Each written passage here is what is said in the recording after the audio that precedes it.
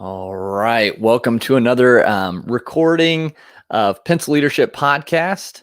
For those who don't know, I'm Chris Anderson, your host, doing something a little bit cool today. So we're going live on Instagram. So, hey, everybody watching. Hello, Felix, watching on Instagram there, and everybody watching on Facebook, YouTube.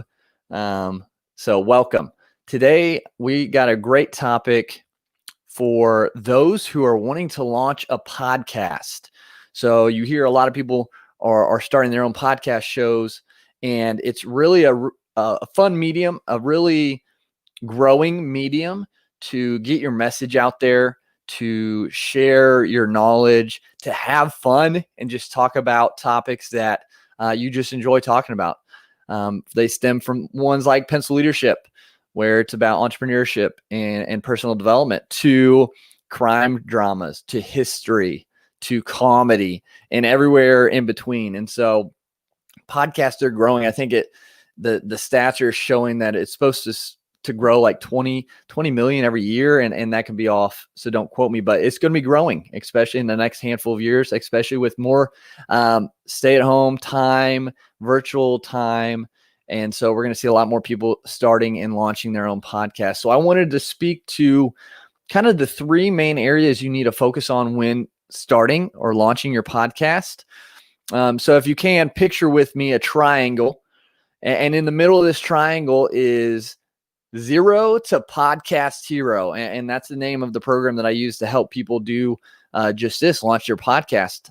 But the three edges of the triangle incorporate the three main areas that we have to think about when you're wanting to launch a podcast and do it successfully.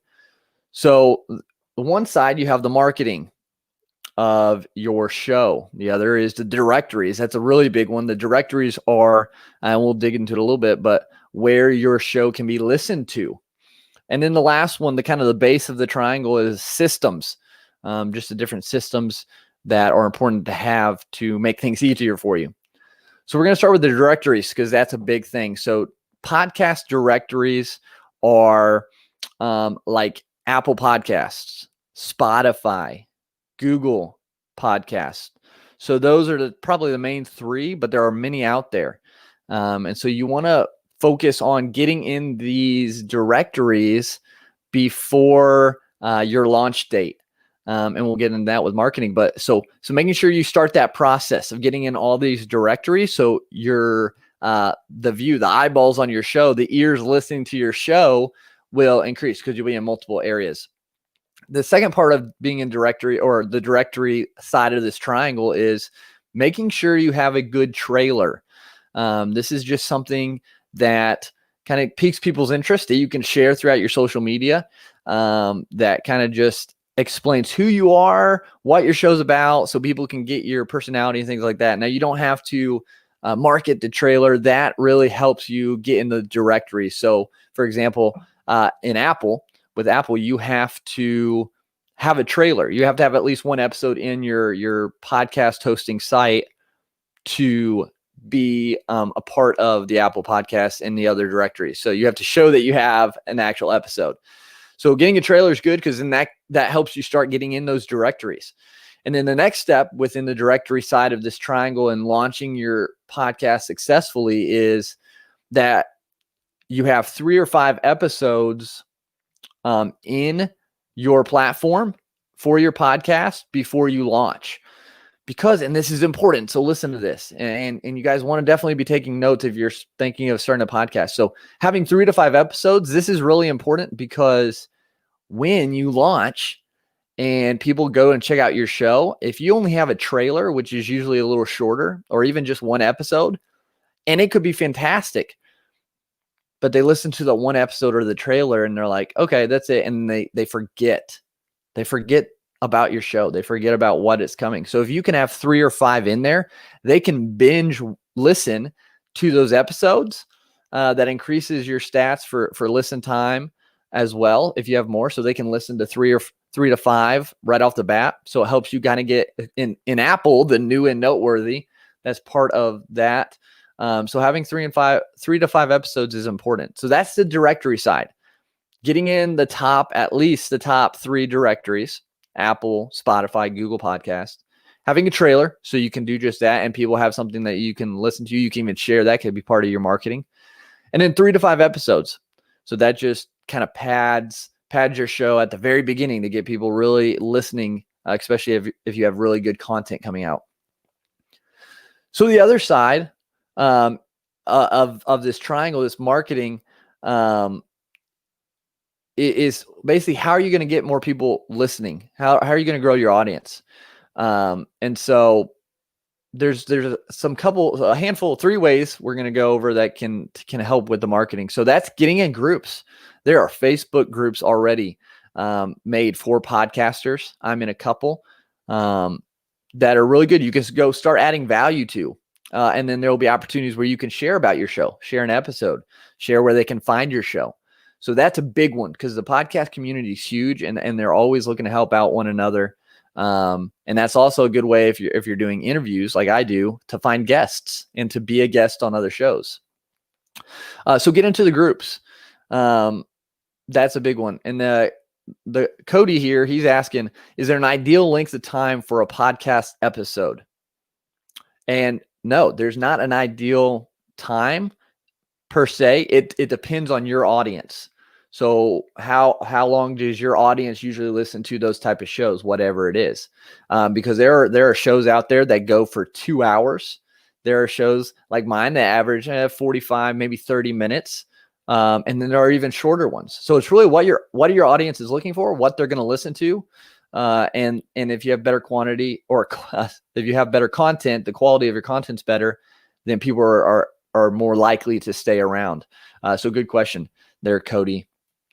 And so the second part of marketing, so the first was groups, getting in groups, being able to add value there, and then connect. The second is social media, obviously.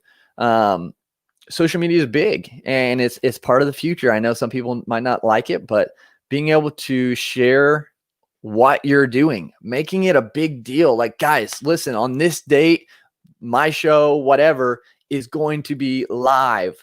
It's going to be about this. This is where you can maybe share your trailer that you've already created throughout social media and repurpose that into like quotes, audiograms. And even if you do a video like what I'm doing right now, you can repurpose that. So social media is huge. So getting the word out, just sharing over and over. You just kind of, there's a line. So I would share probably 2 to 3 times a week before launch. Just to keep people in the loop, keep reminding them. On Instagram, you can have a countdown in your stories to that day. I know for sure. So that just keeps people, it's in the forefront of their mind, so they don't forget about it, and they're ready for launch day. And if you're in the directories, then some people actually already go follow and they want to support you, so they go and subscribe before you launch. So that's a big one. And then, of course, with marketing, you want to use your personal network. Friends, family, coworkers, getting them involved. And they might be some of the ones that go subscribe before your launch date, just to have that there and ready. So that's the marketing side and the 3 steps there. So now we've talked about the directories, we've talked about the marketing, and now a big one that a lot of people don't think about, but is so crucial, especially if like what I do, I take care of it all. So if you're doing the recording, the finding the guests, the interviewing, the editing, then you have to publish each episode. You have to get the marketing material for each episode to put in emails and social media and all that. If you're doing all that, then this last part, the systems, is key. Having systems, because mentors of mine has told me systems work. And that's so true, and it makes things easier. So some systems that I use and that are very beneficial to people when they're doing their podcast and getting ready to launch is making a marketing template, a marketing system. So that's as easy as, I use Canva. It's a great online platform and app that you can create content for social media. So you go in and make a template that you're going to use for a quote from the show. So you already have it ready. All you have to do now, each episode, is plug in the quote, and it's download it, ready to put on social media. Or a video. I have a video template. So I just go and plug the video from that episode into it, and it's basically done. And an email. I use the same email template for all my Monday podcast episode emails. So then I just go plug in the information I've already used from their description, from the show description, and I put it in there. It saves so much more time and energy if you have these templates already there and you just got to basically plug and chug. And so marketing templates, those are big because you can spend a lot of time. And a little caveat on the marketing templates, I use Hootsuite, but there are other systems out there where you can schedule your social media posts ahead of time. So like I've already had all mine scheduled for today. And I'm going to get into being able to schedule for the whole week ahead of time as well. If you can do that up front and batch it almost, it saves so much time and energy. So just a little caveat there. But the next system are your episodes specifically. So making another template for your audio. So I created an introduction portion. I created an exit, an outro. So, hey, thanks for listening to the show. All that information. And then my introduction music. So that's saved on a GarageBand file. And then all I do is open that file. Then I take the audio recording from each episode, plug it into the place that goes on that GarageBand file, tweak things when things start, and I'll just edit out what I need to edit out, and then save it as a new file, and there's your episode. So you don't have to go in and record each intro, each outro, and add the music again because you already have something saved. You just open it, plug in new audio, edit just a tad, and you're good to go. So that's a huge one. Being able to decrease the time from recording to publishing, and so that episode template helps a lot. And then just having a system. So having a system on how you're going to record, how you're going to edit and publish. So what I suggest people do when they're on the path to launching their podcast, going from zero to podcast hero, is set aside days in the week specifically for when you're going to record a new episode, and then a time when you're going to edit that episode, and then another time when you're going to publish it, get it in your host site to get out there in all the directories. So, and that could be where you pick a day where you record and edit together, and then you publish the next day, or you do it all one day. So it's just up to you. But having those block times specifically for all of that is huge. So for example, what I do, and it might be overwhelming for some because they don't have the time because they have a 9 to 5 and things like that. I record at the beginning of each month at least 4 to 6 episodes. And then the next week, 2 days are all for editing and getting them scheduled to go out and be published on the sites.